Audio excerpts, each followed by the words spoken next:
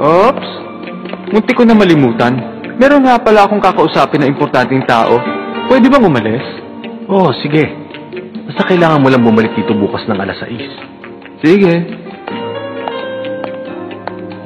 Hisoka, kasama ba ito sa plano? Siyempre. Nahuli ko isang miyembro ng ginaidyutan. Oo, sigurado yun. Sige, maliwanag. Magkita na lang tayo. Nakita mo? Oo, may kadenang pumulupot sa kanya at bigla na lang siyang hinila. Baka mayroong bagong indyong dumating. Naparalisa na si Uvon dahil sa lason at ang mga linta na nasa loob ng kanyang katawan. Delikado ng lagay niya. Puntahan natin. Malalaman ko kung saan siya dadalhin. Siguradong hindi na makikitang sinulid ang dahil sa Zetsu. Huwag lang silang gumamit ng Gyo kung hindi makikita nilang karayom at ito'y itapon. Susundan sila ng sinulid kahit saan sila magpunta.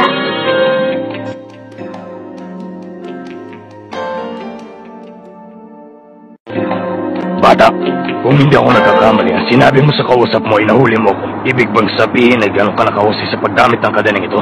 Bakit hindi mo pa ako tapusin? Baka magsisi ka. Tumahimik ka. Hindi mo ba naintindihan? Ang sinasabi ko ito na ang pinakamagandang pagkakataon para sa'yo. Kaya mabuti pa, huwag mo na sayangin.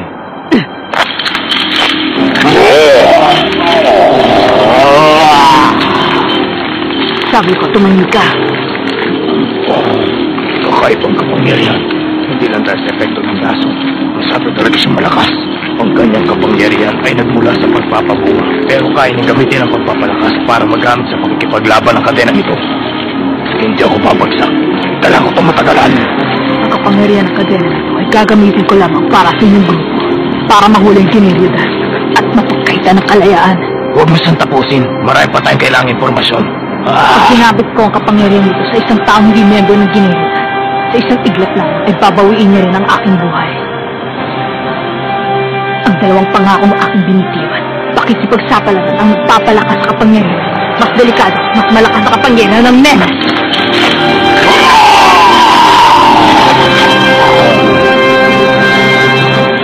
Teka sandali, ayos lang ba siya? Walang problema.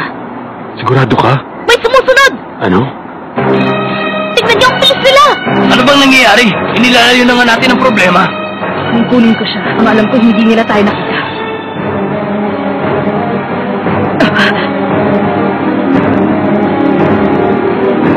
Ang sinulid, ginamitan ng mena. Ang saan mo?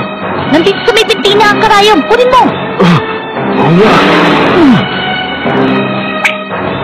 Nakita na nila. Maabutan na naman natin sila. Ano ba kaso? Biso pa ang kaunti.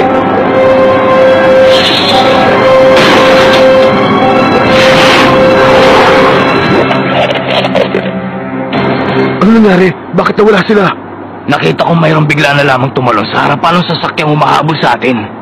Baka isa siya sa natitirang injo. Tinuro niya ang madaling daan papunta sa syudad. Ayos!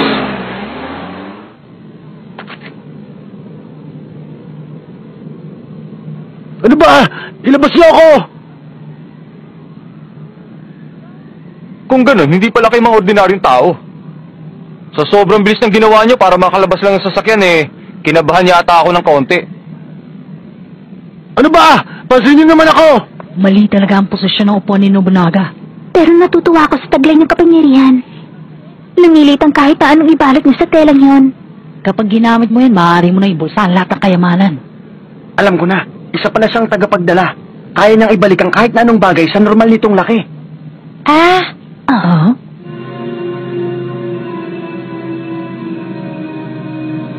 Ano ba talaga ang mga yan? Sila na bang malulupit na miyembro ng Generyodan? Mukha naman sila mahina eh. Teka, hindi ba't 10 ang lahat ng miyembro ng Inju? Palagay ko nandito na rin yung iba. Nakapagtataka. Yung isang gumagamit ng kadena ay tinako si Uvon gamit yung kotse. Ibig sabihin, hindi siya Inju. Malalaman natin yan kapag tinanong natin sila.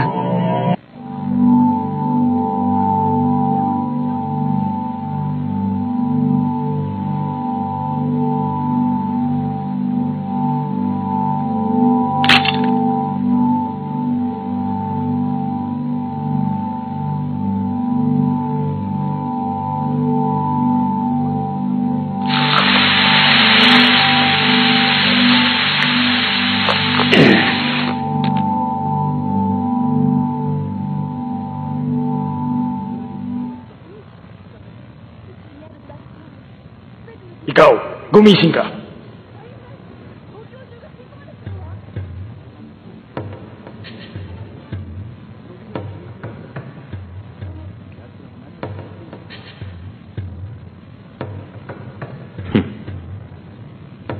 Ano? Alam mo na ba kung anong mangyayari sa'yo? Sabihin mo kung saan nyo dinala yung mga ninakaw niyong kayamanan. Teka, anong oras na ba? Gaano katagal na ba yung pagtulog ko? Hindi mo yata naiintindihan ang kalagayan mo. Sa oras na ito, ako lamang ang maaaring magtanong. Pwede ka lang magsalita kung sasagutin mo ang tinatanong ko sa'yo. Ituloy mo. Kung magagawa mong kaskasan kahit na konti ang aking katawan, sasagutin kong tanong mo. Nasabi nila sa akin na hindi ka raw tinatablan ng bala. Kahit basuka ay wala pa rin epekto sa katawan mo. Kaya may susubukan akong espesyal para sa'yo.